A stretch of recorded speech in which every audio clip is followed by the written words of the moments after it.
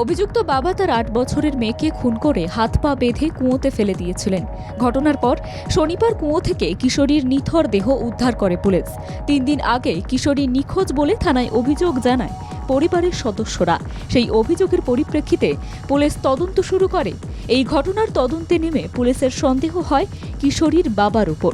অভিযোগ, তিনি তার মেয়েকে নিখোঁজ বিষয়ে প্রথম থেকেই কোনো আগ্রহ দেখাচ্ছিলেন না। ৩ দিন পরে কুয়ো থেকে কিশোরীর দেহ উদ্ধার হলে পুলিশ কিশোরীর বাবাকে জিজ্ঞাসাবাদের জন্য নিজেদের হেফাজতে নেয়। জেরার মুখে পড়ে কিশোরীর বাবা সব দোষ স্বীকার করেন। তিনি জানান তিনি নিজেই তার মেয়েকে খুন করেছেন। শুধু তাই নয়, পরে তিনি নিজের মেয়েকে ধর্ষণের কথাও অস্বীকার করেন বলে দাবি পুলিশের। তবে ঠিক কী কারণে অভিযুক্ত তার মেয়েকে খুন করেছেন তা এখনো পর্যন্ত স্পষ্ট নয়। মৃত কিশোরীর মায়ের ভূমিকা খতিয়ে দেখছে পুলিশ। এই ঘটনায় পুলিশ জানিয়েছেন প্রাথমিকভাবে ময়নাতদন্তের পর চিকিৎসকের অনুমান শিশুটিকে খুনের আগে ধর্ষণ করা হয়ে থাকতে পারে। পুরো বিষয়টি খতিয়ে দেখা হচ্ছে। ব্যুরো রিপোর্ট, বাংলা জাগো।